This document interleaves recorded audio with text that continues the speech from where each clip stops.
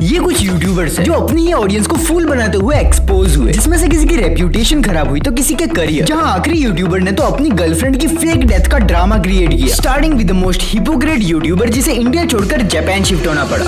नमस्ते कोई, ये एक जापानीज यूट्यूबर है जो इंडियन ऑडियंस के लिए कंटेंट बनाता था और ये दिखाता कि वो इंडियन कल्चर, फूड और यहाँ के लोगों को कितना पसंद करता है, जबकि ये सब सिर्फ एक झूठ था। लोग ये देखकर काफी शॉक्ड भी होते कि एक जापानीज बंदा इतनी अच्छी हिंदी कैसे बोल पा रहा है। इस तरह का कंटेंट क्रिएट करके उसने 2.5 मिलियन से ज्यादा सब्सक्राइबर्स गेन कर ली। लेकिन 2021 में कुछ ऐसा हुआ जिसने कोहे को पूरी तरह से एक्सपोज कर दिया। ना उसका करियर और रेप्यूटेशन दोनों ही बर्बाद हो चुका। It all started when candy box नाम के यूट्यूब चैनल पर एक वीडियो अपलोड हुआ बाय द नेम ऑफ करी पुली, जहां ये दिखाया जा रहा था कि इंडियन लोग सिर्फ करी और नान ही खाते हैं। दैट्स व्हाई करी एंड इंडियंस को लेकर इट्स काइंड रेसिस्ट सॉन्ग, जहां इंडियंस को स्टीरियोटाइप किया जा रहा था और हमारी बेइज्जती की जा रही। इस सॉन्ग की वजह से कोहे को काफी हेट रिसीव होने लगा बिकॉज कोहे was featured in this video. साथ ही एक लीड कैरेक्टर के लिए डब किया और एक कैरेक्टर भी प्ले किया। ऑडियंस काफी गुस्सा हुई क्योंकि कोहे इंडियन ऑडियंस के लिए कंटेंट बनाता था और इस सॉन्ग के थ्रू वो उन्हें ही डिसरेस्पेक्ट कर रहा है। इस हेट की वजह से उसने अपने चैनल पर एक एपोलॉजी वीडियो डाली और कहा कि उसे इस सॉन्ग के बारे में कुछ पता ही नहीं था। मैं दिल से सॉरी कहना चाहता हूँ आप सभी को। वो वीडियो बहुत ज्यादा बुरा है, बहुत ज्यादा खराब है, लेकिन ये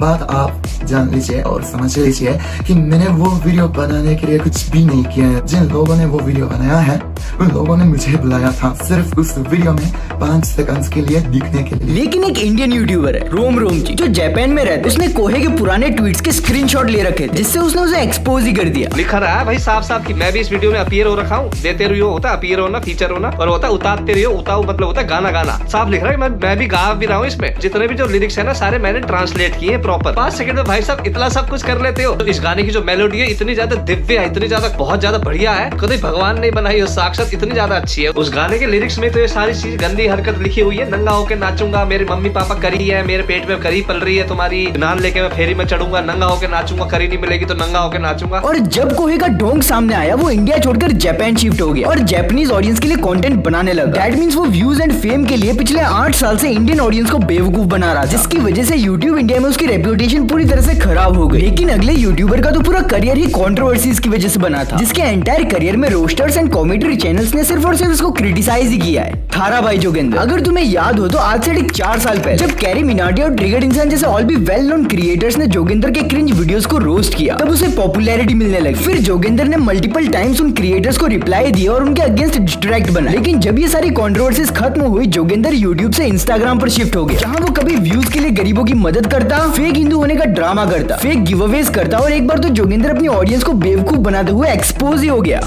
अभी मैं हूँ कालवाल रोड 50,000 पर छुपा रहा हूँ। जोगिंदर चोर यहाँ पे इसने कुछ चीज रखी है सीएनजी पंप के आसपास और ये वापस उठा लाया उस चीज को, अब गाड़ी में बैठ के निकल रहा है। एंड अभी रिसेंट में जब UK07 राइडर का एक्सीडेंट हुआ तो जोगिंदर ने व्यूज मिल करने के लिए उसके सपोर्ट में 20 से भी ज्यादा वीडियोस बना दी और यहाँ पर भी UK07 राइडर के फैन ने उन्हें एक्सपोज ही कर दिया। दैट मींस ये बंदा अभी भी व्यूज के लिए अपनी वीडियोस में फेक कंसर्न दिखाकर ऑडियंस को बेवकूफ बना रहा है। जबकि अभी से कुछ टाइम पहले जोगिंदर UK07 राइडर के बारे में कुछ ऐसा बोल रहा था। मैं हॉस्पिटल में एडमिट हूँ। मैंने जस्ट अभी एक वीडियो देखी, यूके राइडर ने पुलिस सुपरस्टार को थप्पड़ मारा। जिस दिन मैं हॉस्पिटल से डिस्चार्ज हुआ ना, सबसे पहले तेरी फिल्म बनी। उत्तराखंड के अंदर ऐसा कोई भी पैदा नहीं हुआ होगा जो तेरे को बचा ले। और इन सब की वजह से जोगिंदर की रेप्यूटेशन तो खराब हो ही रखी है कि कैसे वो अपनी ऑडियंस को फूल बनाता आ रहा है। लेकिन अगले यूट्यूबर ने तो प्रॉफिट के लिए अपनी पूरी इंटरनेट पर्सनैलिटी को ही फेक बना दिया। तीर्थ परसाना। एवरीथिंग वाज स्टार्टेड जब 3 साल पहले तीर्थ अपने चैनल पर 1 घंटे की वीडियो अपलोड करता है जिसमें वो सिर्फ लूसीफर वाज इनोसेंट बोल रहा है। धीरे धीरे उसने इस लाइन को अपने हर सोशल मीडिया हैंडल पर ऐड करना शुरू किया और एक बुक लॉन्च की by the name of Lucifer was innocent, जिसमें कुछ भी लिखा हुआ था लाइक बाइबल से चीजों को उठाकर बिल्कुल ही मैनिपुलेटेड वे में लिखा गया। और अपनी बुक को सेल करवाने के लिए यूट्यूबर से पेड पॉजिटिव रिव्यूज करवाए। इसको प्रमोट करने के लिए वो कई फेक पॉडकास्ट में भी गया जहां वो मिस्टीरियस, वियर्ड और सिग्मा टाइप बिहेव करने लगा, जैसे उसे दुनिया का कुछ ऐसा सच पता चल चुका है जो किसी को नहीं पता। इस वजह से तीर्थ पर काफी रोस्ट वीडियोस बने और जिन यूट्यूबर्स को उसने अप्रोच किया था उनमें से कुछ ने उसे एक्सपोज ही कर दिया। लेकिन अगर ऑडियंस को बेवकूफ बनाने की बात आए और अभिनव अरोरा का नाम न लिया जाए, ये तो बिल्कुल ही अनफेयर हो जाएगा, क्योंकि अभिनव अरोरा सोशल मीडिया पर अपनी स्पिरिचुअलिटी की वजह से काफी पॉपुलर हुआ। लोग उन्हें बाल संत के नाम से बुलाने लगे। ये देख करके एक 10 साल का बच्चा भक्ति में कितना लीन है और उनकी इसी भक्ति के चलते उन्हें यंगेस्ट स्पिरिचुअल ऑर्डर का अवार्ड भी मिला। वो अपने इंस्टाग्राम पर स्पिरिचुअलिटी की बातें करते। ये सारी चीजें करके उन्होंने ऑडियंस का trust, millions of followers gain कर ली। लेकिन 22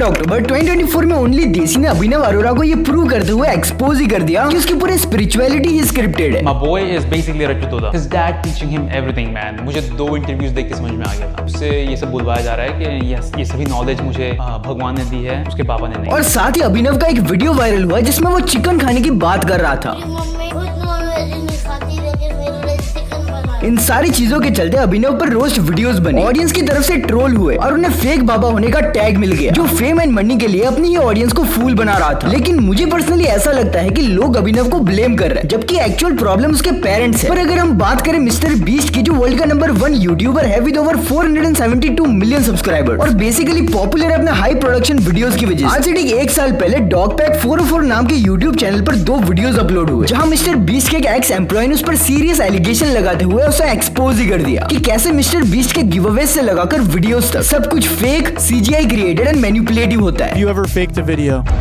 But this train track is CGI, these bus wheels are CGI, this explosion is fake, Shredder is CGI, this car is digitally lifted, this pit is fake, this guy is fake, this raccoon is a paid actor, this island costs more than $1, this city is not abandoned, these buildings are CGI. और तो उसकी videos में participants random subscribers नहीं होते, most of the time उसके family या friend में से ही कोई होता है। जैसे एक यूट्यूबर है एयररैक, उसके एडिटर मैक को मिस्टर बीस्ट ने अपनी टीम में इंक्लूड कर लिया, पर वीडियो में ऐसा पोर्ट्रे किया कि वो एक रैंडम सब्सक्राइबर है जिसको पैसे की बहुत नीड है। और इन दोनों वीडियोस के बाद यूट्यूब पर मिस्टर बीस्ट की बातें होने लगी। इनफैक्ट डॉगपैक 404 ने कम्युनिटी पोस्ट करके बताया कि उसको मिस्टर बीस्ट की तरफ से 2 बार लीगल नोटिस आया, जिसके बाद एक इंडिपेंडेंट इन्वेस्टिगेशन भी करवाई गई, जहां मेजर फ्रॉड और एलिगेशन का कोई सॉलिड प्रूफ नहीं मिला। और जब मिस्टर बीस्ट ने इस पर रेस्पॉन्स वीडियो बनाई तब उन्होंने सीरियस एलिगेशन के बारे में बात तक नहीं की। इस पूरी कंट्रोवर्सी ने मिस्टर बीस्ट की रेपुटेशन को उस टाइम पर काफी अफेक्ट किया, लेकिन ऑडियंस को बेवकूफ और फेक वीडियोस बनाने में पायल जोन को कोई कॉम्पिटेट ही नहीं कर सकता, बिकॉज उसका पूरा चैनल ही बड़े यूट्यूबर्स को कॉल आउट करके चला है। सौरभ जोशी ने मेरे साथ क्या किया है, जो भी कुछ है आपके सामने है। मैं बिल्कुल भी यहाँ पे फेक बनने की कोशिश नहीं कर रही हूँ। जोशी के अगेंस्ट वीडियो नहीं बनाती तो वो मेरा घर नहीं चलाते तो दादी भी नहीं चलती। पहले वो एजुकेशनल वीडियोस बनाती थी, बट जब उन्हें पता चला नोबडी फकिंग केयर, तो उन्होंने ऐसी वीडियोस बनानी चालू कर दी जिसमें वो यूट्यूबर्स की फेक डेथ का ड्रामा कर रही है, तो किसी पर सीरियस एलिगेशन लगा रही है। जिसके बाद सौरभ जोशी, ट्रिगर इंसान एंड मिथपैट ने पायल को कॉल आउट भी किया, जिससे पायल को और भी हेट मिलने लगा। लेकिन अगला यूट्यूबर तो इंडिया के one of the most popular gamers में से एक है, total gaming, with over 45 million subscribers on his YouTube channel. उन्होंने अपने यूट्यूब चैनल की शुरुआत free fire game play video से की। जैसे जैसे फ्री फायर इंडिया में पॉपुलर हुआ, टोटल गेमिंग की पॉपुलैरिटी भी बढ़ती गई। उनकी स्किल्स एंड एंटरटेनिंग कॉमेडी के चलते उन्होंने काफी तगड़ा सब्सक्राइबर बेस बना लिया। लेकिन आई एम श्योर तुम में से बहुत से लोग ये बात नहीं जानते होंगे कि कैसे टोटल गेमिंग पर चीटर होने का टैग लगा था। जब आज से ठीक 1 साल पहले समय रैना ने अपने चैनल पर total gaming versus gamer fleet का लाइव चेस मैच ऑर्गेनाइज कराया, और जब लोगों ने नोटिस किया कि जब भी वो चेस मैच में कोई मूव या स्टेप लेते उससे पहले वो अपनी साइड स्क्रीन को देखा करते। इस चीज को नोटिस करते हुए लोग चैट में स्पैम करने लगे कि टोटल गेमिंग मैच में चीट कर रहे हैं। दैट्स व्हाई सब कुछ क्लियरिफाई करने के लिए समय रैना ने उनको कॉल पर फेस टू फेस एक चेस मैच करने के लिए कहा, पर उन्होंने साफ मना कर दिया। टोटल गेमिंग ने अभी तक इन एलिगेशंस को क्लियर नहीं किया है और ना ही ये एडमिट किया है कि उन्होंने चीट किया था। उन्हें लगा वो ऑडियंस को इजीली बेवकूफ बना लेंगे, बट इस इंसिडेंट के बाद उन पर चीटर होने का टैग लग गया। लेकिन कैसा हो अगर तुम्हें पता चले जिस यूट्यूबर को तुम देख रहे हो वो व्यूज के लिए इस हद तक गिर जाए कि उसने अपनी गर्लफ्रेंड की डेथ का फेक ड्रामा क्रिएट किया, जिस वजह से उस पर लीगल केस हुआ और उसे यूट्यूब से परमानेंटली बैन कर दिया गया। जे स्टेशन, ये कैनेडियन यूट्यूबर था जिसका राइज और फॉल इंटरनेट हिस्ट्री के सबसे कंट्रोवर्शियल केसेस में से एक माना जाता है। उसने अपनी यूट्यूब जर्नी की शुरुआत 2015 में की, जब यूट्यूब पर प्रैंक और चैलेंज वीडियोस का ट्रेंड पीक पर था। इनिशियली वो normal prank videos, social experiment और क्लिकबेट स्टाइल कंटेंट बनाता, लेकिन जल्दी ही उसने एक ऐसी नीश पकड़ ली जिससे उसको मैसिव अटेंशन मिलना शुरू हो गया। 3 AM चैलेंज और कॉलिंग डेड सेलिब्रिटी, जहां वो रात के 3 बजे XXX टेंटेशन और मैक माइलर जैसे डेड सेलिब्रिटीज को कॉल और विकी बोर्ड के थ्रू उनसे कांटेक्ट करता, जिससे उसकी वीडियोस वायरल होने लगी और मिलियंस ऑफ व्यूज आने लगे। फिर 2020 के बाद उसका यूट्यूब करियर पूरी तरह से डिस्ट्रॉय हो गया जब उसने अपनी गर्लफ्रेंड एलेक्सिया मारानो की फेक डेथ का ड्रामा क्रिएट किया। उसने क्लेम किया कि वो ड्रंक ड्राइविंग एक्सीडेंट में मर चुकी है, और उसके बाद उसने मल्टीपल वीडियोस बनाए जहां वो अपनी डेड गर्लफ्रेंड से रात के 3 बजे कॉल और विकी बोर्ड के थ्रू उससे कांटेक्ट करता। ये कंटेंट ऑडियंस को हाईली इनसेंसिटिव लगा जब ये बात सामने आई कि उसकी गर्लफ्रेंड अभी तक जिंदा है। प्लेटफॉर्म ने उसके चैनल को हरेसमेंट और हार्मफुल मिस इन्फॉर्मेशन के ग्राउंड पर टर्मिनेट किया, जो यूट्यूब रूल्स का डायरेक्ट वायलेशन है। आज के टाइम पर जे स्टेशन उतना रेलेवेंट नहीं है और उसका नाम मेनली इंटरनेट कंट्रोवर्सीज और फेक कंटेंट के एग्जांपल में याद किया जाता है, जिसने व्यूज के लिए अपनी ऑडियंस को बेवकूफ बनाया। सो यही कुछ यूट्यूबर्स थे जो अपनी ऑडियंस को बेवकूफ बनाते हुए एक्सपोज हुए। इनमें से तुम्हें सबसे फेक क्रिएटर कौन सा लगा कमेंट में जरूर बताना। और अगर तुम जानना चाहते हो कि वो कौन कौन से स्ट्रीमर्स है जिसे मोस्ट रेस्पेक्टेड या तो फिर मोस्ट कंट्रोवर्शियल स्ट्रीमर माना जाता है, तो स्क्रीन पर एक वीडियो शो रहा होगा, तुम जाकर उसे वॉच कर सकते हो। मैं तुमसे वहीं पर मिलूंगा, तब तक के लिए